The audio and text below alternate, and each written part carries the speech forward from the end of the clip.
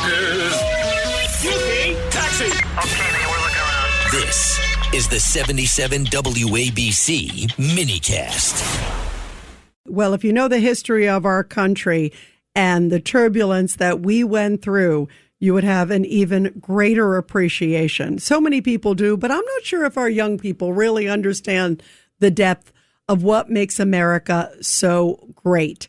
And joining us now to talk about it is my dear friend Eric Metaxas, great historian. He's the author of many New York Times bestsellers, including Dietrich Bonhoeffer. He and I go way back. I remember when he was putting the book together, and now he has another big bestseller, and it's appropriately called Revolution, the Birth of the Greatest Nation in the History of the World.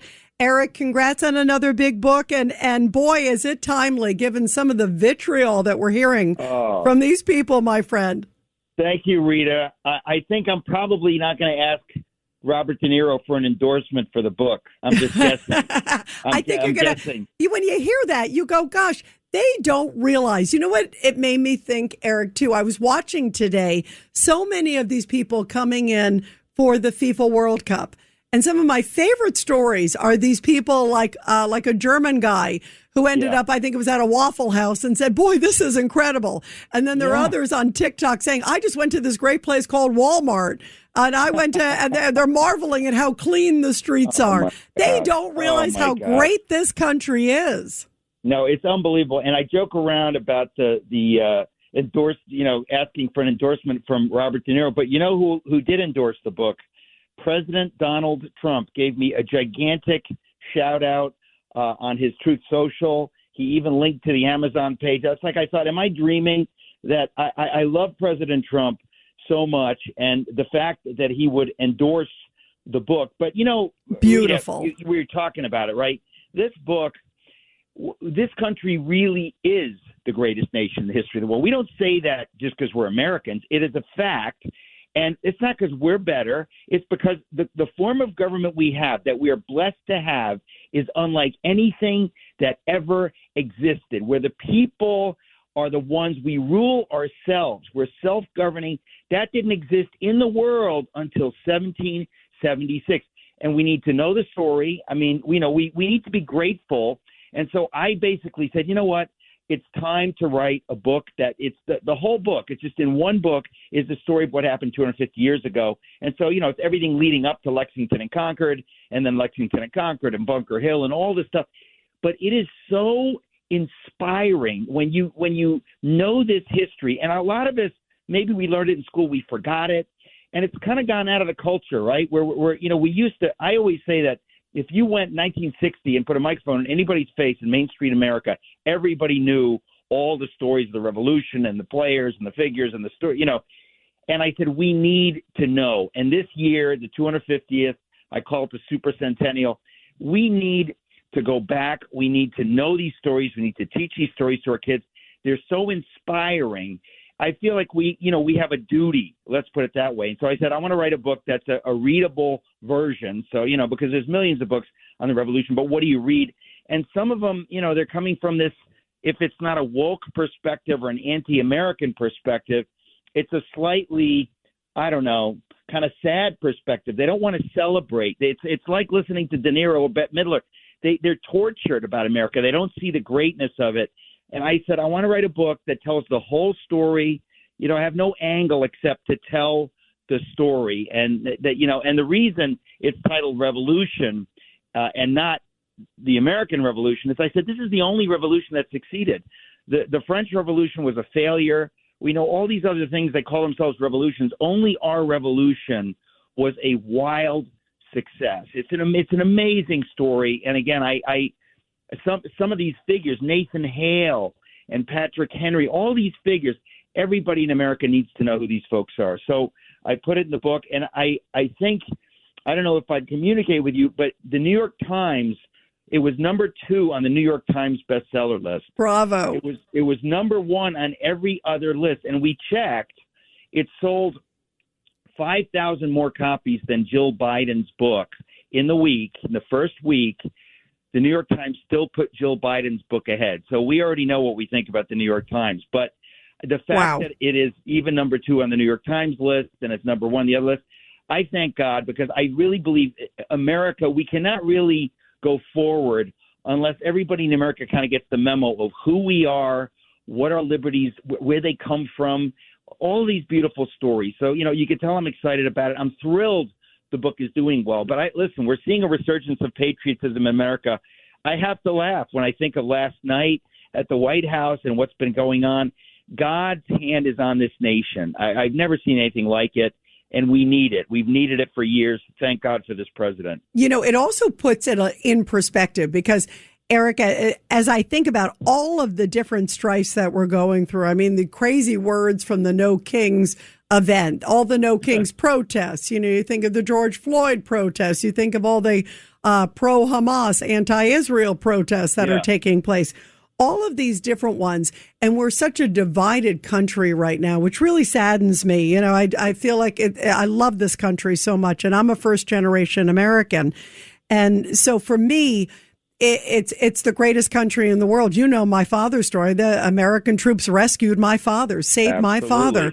And so I grew up in a home where when the military was on or a story about America, my dad was glued to the TV, and was so grateful. And I hate when I see people like De Niro and others trashing it. Are you worried? How much are you worried about the next generation? Which is why I think this book is so important. I'm not worried. I travel the country. I just got off a plane an hour ago. I was in California yesterday. Before that, I was in Idaho. Before that, I was in Colorado. Before that, I was in Phoenix. Before that, I was in Orlando, Florida. And before that, I was in Houston. I've never traveled like this. Everywhere I go, I meet the most amazing patriotic families, and I meet homeschool kids that know more about the American Revolution than adults. I have great hope for this country. And it's funny because when you tell a story of your father, which of course I know, as you know, my parents came from Europe. They loved this country. They dreamt of, could we come to America and raise our kids in America? And they raised me to love this country. And I think to myself, what my parents always taught me, coming from Greece, my dad, and Germany, my mom, they always said, Americans are the good guys. Americans are the good guys. My mother said when the war ended in Germany and the Americans came because we won, she said they knew those are the good guys. When the Russians came, because my mother was in what became East Germany, they knew those are the bad guys. Those are not the good. The Americans are the good guys. They do not rape. They do not pillage. We have always been that way. And when I did my research on this book, I got to tell you, I was amazed. I mean, I was amazed when you see George Washington sternly speaking to his officers that they will not stoop to the barbarities of the British. The British were barbaric. They were the Japanese or the Nazis in World War II, barbaric. And George Washington and the other Americans knew we don't do that. We obey God even in how we fight a war. We're the good guys.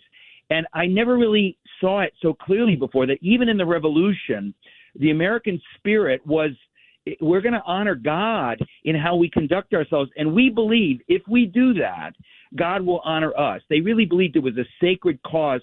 The British were just the opposite. And I never really saw the wickedness of the British till I did the research for this book. They were so awful the way they treated prisoners. Even when you would surrender, they would bayonet you. They didn't even observe the rules of war. Absolutely barbaric. The Americans had a different ethos. That's who we are, and we need to know that. Everybody needs to know that. We need to remind ourselves we're the good guys. We're the guys that when we win a war, we rebuild Germany and we rebuild Japan. We don't, crush them. And that's who we've been. And that's why your father taught you to love this country, and my parents taught me to love this country. And, we get it. We get it. We're not foolish enough to think what, Bette Midler and others think. I feel sorry for them, honestly. Like, I think they're so lost that they actually, in their minds, have convinced themselves that Donald Trump is a tyrant. I'm thinking they don't even know what a tyrant is. It's like move to North Korea for 20 minutes and see what a tyrant is, or even move to China or go to some country there and spout your BS and see what they do to you over there. I mean, they have no idea how blessed we are in this country. And I don't think, honestly, Rita, I don't think we're as divided as it seems when you look at the media. I really think that they have a loud voice, and they have allowed big platforms. So it seems more divided. I think your average American has common sense. It's why President Trump won in a landslide. So I'm hopeful, and I think in this 250th anniversary, we're reminding ourselves of who we are. I mean, again, it's why I wrote the book, because I said we need to know this. We need to remind ourselves. This is our DNA. This is who we've always been. And when we stray from it, things go bad. When we know what it is and we do it, things go well. And so I'm tremendously hopeful. And I don't just say that. I don't blow smoke. I really, I believe that. I genuinely believe that right now. And, I agree. I agree that the average American, I think, gets it, and they have a lot more common sense than a number of the folks that we see in the media. Well, Eric Metaxas, everybody, this is another big blockbuster endorsed by President Trump and another big bestseller. Again, it is called Revolution, the Birth of the Greatest Nation in the History of the World. And also with some neat stories about the myths, the misconceptions also. I think it's great for all ages. And Eric, I'm so proud of you. This is such another great, huge book of yours. And I love you and just thrilled for you. And I'm thrilled for America, too. And I love that you're sharing the story of America, because I know how patriotic you are. Everywhere I go, and it's exciting. And again, this is our time. We need to revisit this, because we got a lot of people, they don't understand this.